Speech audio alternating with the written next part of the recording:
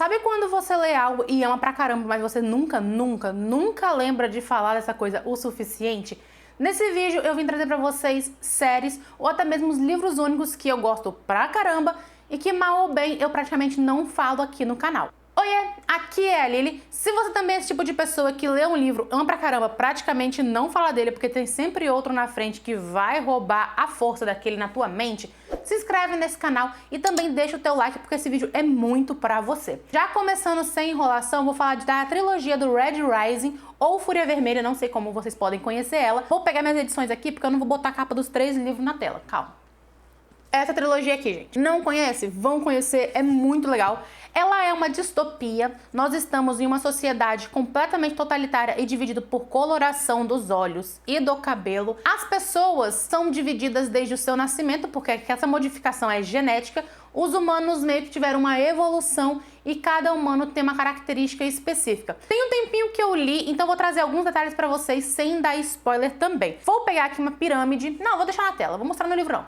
Tem aqui na tela a pirâmide que divide essa sociedade. Como vocês estão vendo, tem uma cadeia especificando o que cada cor vai fazer. Por exemplo, nós temos os ouros que estão no topo da pirâmide. O ouro é um manda-chuva. O ouro é a elite dessa sociedade. Os mais ricos, os mais bonitos, os mais fortes fisicamente, eles são os top dos top. Cada cor dessa tem uma especificação do que eles fazem. Até que a gente chega nos mais lascados, que são os vermelhos. E é por isso que o nome é Fúria Vermelha. É quando um vermelho ou alguns vermelhos vão se rebelar porque eles descobrem o que de fato está acontecendo nessa sociedade. Os vermelhos foram enganados desde pequeno, desde gerações, décadas, séculos que eles estão sendo enganados, porque contaram uma história da carochinha de que a Terra não é mais habitável, o que de fato deu ruim mesmo, a Terra deu ruim. E os humanos, eles foram explorar e colonizar outros planetas do nosso sistema solar. Os vermelhos vivem em Marte, só que no subsolo de Marte. E o que enganaram eles é o seguinte: os vermelhos, eles trabalham que nem uns doidos, eles são a mão de obra escrava, basicamente, que vai minerar hélio. O hélio, ele é utilizado pelos ouros ou por algumas outras classes ali de cores para coisas específicas que os ouros não faziam ideia. O que eles tinham como informação é o seguinte: vocês vermelhos precisam fazer isso para que a gente consiga fertilizar novamente o solo e que nós possamos, toda a humanidade, ir viver na superfície do planeta, já que Marte não é um planeta habitável. E os vermelhos, assim, eles estão lutando pela causa. Não, nós precisamos ir para a parte de cima, não tem como a gente ficar vivendo nessas cavernas, porque eles vivem um monte de buraco. Por isso, eles vão tendo essa vida miserável e eles aceitam e se conformam com essa vida miserável, porque é pelo bem maior das gerações futuras, dos filhos, dos netos e coisas que vão vindo depois a cada geração, até que alguns vermelhos descobrem o que está acontecendo. Nós vamos, junto com o principal, entendendo o que cada cor especificamente tem de fazer na sociedade, porque eles nem sequer sabiam, por que eles, os vermelhos, são tão ferrados e tão maltratados, e que no fim das contas todas as outras cores são manipuladas e exploradas pelos ouros de alguma forma. Por exemplo, os rosas, porque também nós temos os rosas, eles são objetos sexuais dos ouros. Nós temos os azuis, que são explorados como inteligência, eles são toda a parte tecnológica, são eles que fazem. Tem os cinzas, que eles precisam ser a mão guerreira ali, toda a frente de batalha, qualquer coisa assim, está na mão dos cinzas. E N outras coisas que cada cor aqui é específica. Ninguém, absolutamente ninguém, pode sair do que ele nasceu para fazer. Um vermelho jamais pode virar, sei lá, um piloto de nave, porque isso tem que ser feito por um azul. Um cinza jamais pode minerar, porque ele é um guerreiro. Ele não pode fazer nada. Um rosa, ele é só um objeto sexual, então ele não pode fazer nada que não seja agradar os desejos sexuais de outras pessoas, seja eles querendo ou não. E na maioria das vezes, praticamente 99,9%, eles não querem, eles são obrigados. E com esse vermelho descobrindo todas essas coisas, ele vai ser forjado. Vamos usar a palavra forjado, mas ele vai fazer várias modificações genéticas no teu corpo e também plásticas na tua cara e N coisas, para ele se tornar um ouro. As pessoas vão bater o olho nele e vão saber que ele é ouro. E daí ele adentra em uma competição que apenas os ouros podem participar, que é uma espécie de Battle Royale. E é aqui que eu falo que Fúria Vermelha é os Jogos Vorazes de adulto, porque nós temos essa ideia de que as pessoas vão para uma competição e que elas têm de vencer. Só que aqui no Fúria Vermelha, eles não são obrigados a matar. Eles simplesmente não têm nenhuma regra. A única regra é: vocês precisam dominar outras casas, porque aqui cada um é dividido em classes, em meio que famílias. E uma família, um forte, é obrigado a dominar o outro. Se eles vão exterminar, se eles vão escravizar, prender, não interessa. Pode fazer basicamente tudo com as outras pessoas ou até mesmo com as pessoas da sua própria casa.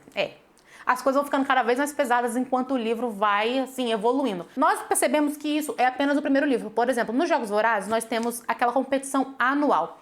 No Fúria Vermelha, acontece só no primeiro. Esquece, não vai acontecer depois. E esse aqui, que modéstia à parte, é o meu favorito, 5 estrelas, perfeito. Meu Deus, eu adoro muito esse livro. A revolução vai de fato ser implementada, as pessoas vão começar a se rebelar contra os outros, vai dar merda, vai começar a feder e as coisas vão ficando cada vez mais violentas e nós temos a quebra dos personagens. Os personagens vão ficando tão quebrados durante essa história e no final ele é tão chocante, literalmente você não tem esperança nenhuma quando essa história aqui, nesse livro 2, ela finaliza. Gente, perfeito. O terceiro, pra mim, é 4 estrelas e meia, porque tem uma coisinha ou outra que, pra mim, poderia ter sido diferente, mas não desmerece nem um pouco. Essa trilogia, ela é maravilhosa. Se você ainda não conhece, vai conhecer. Por sinal, Dona Alt traz a segunda trilogia pra gente que se passa nesse mesmo universo. Nós precisamos de saber um pouco mais sobre o que o Percy Brown tem feito por aí. Indo do 8 a 80, saí de um livro pancadaria pra ir pra um livro de senhorinha. Esse é um drama familiar onde nós temos a Missy. É a segunda vida de Missy, tá? Eu tenho essa edição aqui da Intrínsecos, mas vou deixar a capinha da edição original pra vocês associarem de que livro eu tô falando. Missy, ela é uma senhorinha que não tem mais objetivos de vida, ela não sabe mais o que ela fazer, ela já tem os filhos dela que estão criados, tem a família deles, estão em outro país e ela se encontra sozinha, literalmente sozinha, em uma casa imensa, ela não tem amizades e ela começa a se dar conta de que ela sacrificou toda a sua vida para cuidar do seu esposo e para tomar conta dos seus filhos. E agora, quando ela chega na terceira idade, ela não tem ninguém com ela. Ela não tem nem esposo com ela e muito menos os filhos que ela sacrificou tanto para ter. É uma narrativa que nós vamos vendo a Missy tentando sair de uma depressão, tentando se encontrar nela mesma e tentando se sentir satisfeita com ela mesma, porque ela chegou num ponto onde ela não se conhece e ela nem gosta da pessoa que ela é. Ela não gosta da pessoa que ela se tornou e da ela antiga, que mal ou bem ela abriu mão para que os filhos pudessem ser criados, porque é isso que a mulher tinha que fazer na época da Missy. É uma história de superação, ao mesmo tempo é uma história triste, é um livro que me fez chorar em um certo acontecimento, assim, me debulhei em lágrimas. Eu realmente gosto muito, muito de livros de pessoas que estão ali na terceira idade, de pessoas que estão com seus 70, 80 anos, e ver o quanto é difícil você se sentir sozinho e ao mesmo tempo ter pessoas no seu lado e essas pessoas não fazem diferença, porque você não tem vínculo nenhum com essas pessoas, você não tem afinidade, você não sente amizade por elas, elas só estão lá. Ela traz essa senhora e ela se sacrificou por todo mundo e no final nós temos a mensagem de tipo, quem se sacrificaria por ela? Vale a pena tudo que ela fez? É um livro muito legal, ela traz várias reflexões e assim, se eu falei pouco de Segunda Vida de Missy, estou falando mais agora e dá uma chance, é muito legal. E já que eu tô falando de uns livros que tem um drama de mulheres tentando se encontrar na sociedade, vou trazer agora uma ficção histórica misturado com um drama que é O Dicionário das Palavras Perdidas. Eu também falo pouco desse livro, mas ele é esplêndido. Ele vai contar toda a construção do dicionário de Oxford. A dicção já não funciona mais. Esse dicionário foi feito no ano de não me lembro qual, só que a autora traz todos os embasamentos históricos com uma personagem fictícia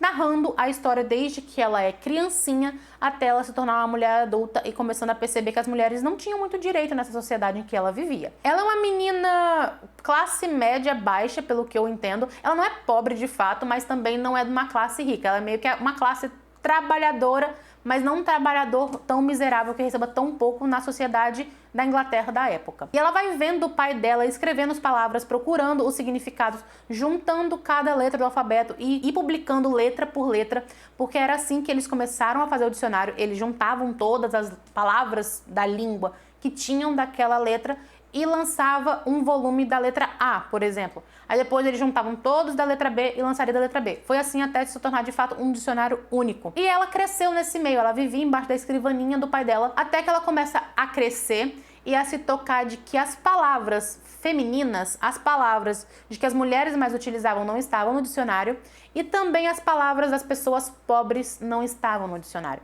Se fosse uma gíria ou um dialeto de uma pessoa de classe baixa, eles nem sequer consideravam a possibilidade dessa coisa estar dentro do dicionário. Ela começa a se tocar de todas as injustiças que as mulheres sofrem, ela começa a se tocar de que as mulheres elas não têm direito nenhum e ao mesmo tempo que esse dicionário está sendo feito, começa o movimento feminista para tentar ter direito ao voto, a tentar ter o direito ao sufrágio.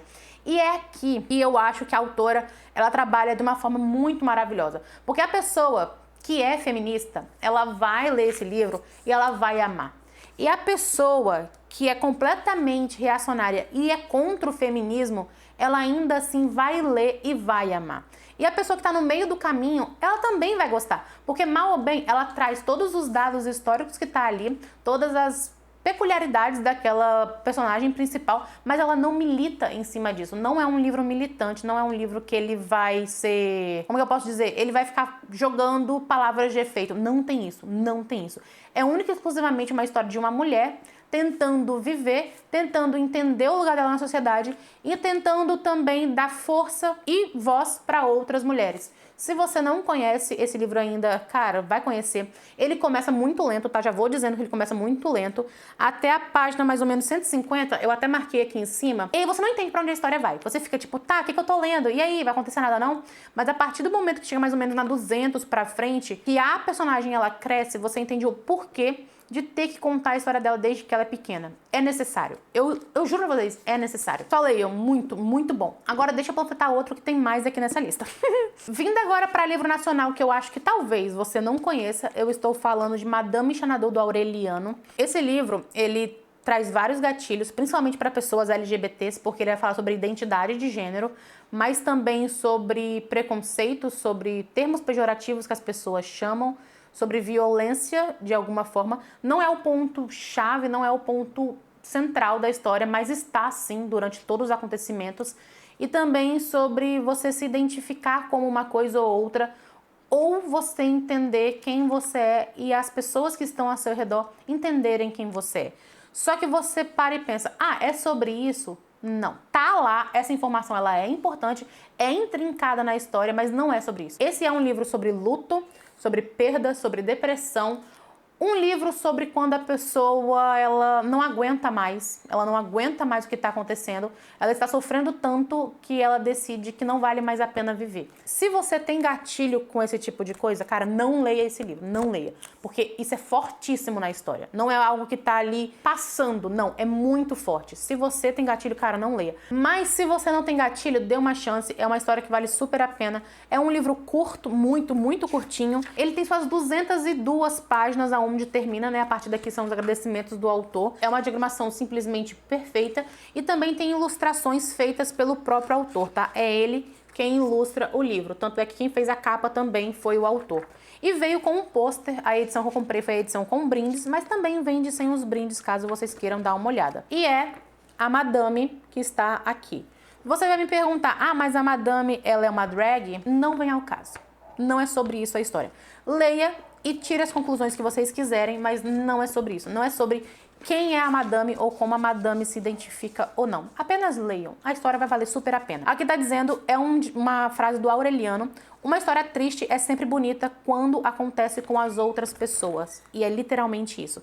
É aquela coisa que nós temos de gostar tanto de história de sofrimento. É triste, mas ao mesmo tempo é emocionante. Você gosta de estar envolvido com o que está acontecendo ali. Mas só é legal, só é tão bom porque não foi com você. E esse livro ele vai tratar de forma rápida, porque só tem 200 páginas, todos esses assuntos que eu estou dizendo para vocês e de forma muito bem feita.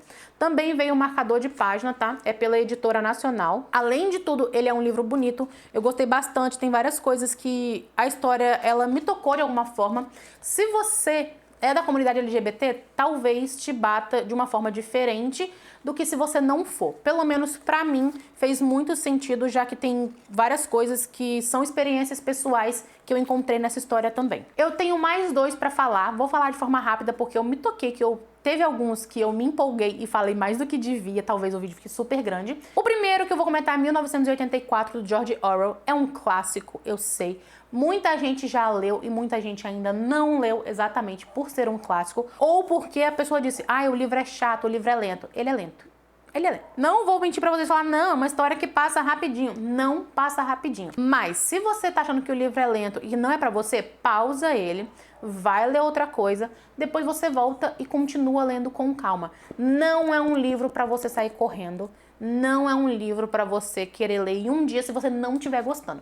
Se você estiver gostando, só vai. Mas o que eu vejo muita gente reclamar em relação ao 1984 é maçante, a história não anda, não tô gostando, a história é lerda. Eu sei, ele realmente é, mas ele tem um motivo pra ser lerdo. Ele precisa ser lerdo pra ele te trazer desgosto, pra ele te trazer angústia, para ele te trazer desespero e até mesmo tédio. Porque o personagem principal está nessa situação. Ele está nessa vida mórbida onde nada acontece. Tem sentido o porquê do autor fazer esse tipo de narrativa. Por isso que eu digo, se você tá lendo 1984 e você sentiu que tá devagar, que você não tá aguentando mais, pausa, vai ler uma coisa mais agitadona e vai lendo aos pouquinhos. Ou então, quando você estiver na vibe de ler algo lento, volte e lê. Porque senão você não vai aproveitar o que o livro tem pra te passar. E, cara, é uma distopia incrível sobre um governo totalitário que vai oprimir as pessoas num tamanho que elas começam a achar que tem uma guerra rolando e elas nem sabem se realmente tem uma guerra rolando ou não. E o final desse livro, ele é sensacional. O plot twist dessa história, eu fiquei em choque. Eu realmente gosto muito de 1984. E por último, mas não menos importante, eu vou falar de Lore Olympus. Eu não vou mostrar a edição física porque eu não tenho. Eu li Lore Olympus em inglês no Webtoon quando a autora disponibilizava os quadrinhos dela por ali. O que diz essa história? Esse é um reconto de Hades e Perséfone. Tem muita coisa da mitologia que ela vai tratar de forma mais crua. Como a mitologia foi contada é para enaltecer alguém e para menosprezar outras pessoas. Ela traz os deuses com sentimentos muito humanos, deuses mesquinhos, deuses que também são injustiçados de alguma forma. E ela mostra um Hades um pouco diferente, porque todo mundo endeusa Zeus, porque ele é um deus, tá achando até engraçado o trocadilho, endeusa ele como um ser perfeito, um ser que só faz o bem, sendo que Zeus era um Zé Ruela. Ele matou o próprio pai, ele fez uma guerra, ele traía a esposa, todo momento com uma pessoa diferente, fazia coisas absurdas, prendia gente inocente, tacava o terror numa galera e ao mesmo tempo expulsou um de seus irmãos, que é o Hades, para tomar conta do mundo inferior, sendo que ele não estava afim. A mitologia diz que esse ser de luz, o deus dos deuses, o ser poderoso, é perfeito. E Hades, por ele estar no submundo, ele é um ser ruim, ele é um cara mau. E tudo que a autora tá trazendo em Lore Olympus, ela trata de coisas atuais, envolvendo mitologia, ao mesmo tempo de problemáticas que tem nessa narrativa de perfeccionismo de pessoas endeusadas e outros que deveriam ter um pouquinho mais de chance, mas todo mundo metralha simplesmente porque disseram que ele é mauzão. Não tenho mais muito para falar de Lore Olympus, além de que a história é boa, os quadrinhos são divertidos e ao mesmo tempo te faz refletir em várias coisas, e a coloração também eu adoro, porque a autora ela vai trazendo tudo rosa ou azul para a cor de cada personagem. Só que quando ela quer trazer um sentimento diferente, ela vai pesando na tonalidade ou ela vai pesando em outras colorações também. Cara, se você não conhece, conheça Lore Olympus. Tem agora sendo lançado pelo selo da Suma e, se eu não me engano, eles estão no 4º volume de lançamento dessa história. É muito legal. Eu quero muito ler a 2ª temporada, né? Porque a primeira eu já finalizei. Maravilhosa. Bom, gente, foram esses alguns livros aí, ou HQs, né? Como Lore Olympus, que eu gosto pra caramba e que eu praticamente não falo tanto aqui no canal. Se você não leu algum deles ainda, dê uma chance. É maravilhoso. Simplesmente maravilhoso. Mas de todos esses, assim, cada um tem sua peculiaridade, cada um ele puxa para um lado. O que mais me empolga é a trilogia do Red Rising, porque é trilogia, sempre vou puxar para sagas ou séries, porque é o que eu mais gosto, ou também para livros gigantes. Eu adoro histórias que eu fico muito tempo andando com os personagens, muito tempo me dedicando àquilo ali que está acontecendo. Vou deixar o link de todos que eu comentei aqui na descrição. Se inscreve no canal se você ainda não for inscrito, deixa o teu like se você gostou desse vídeo e me conta aqui nos comentários quais são os seus livros preferidos e que você parou para pensar e você quase não fala deles. Beijo e te vejo no próximo vídeo.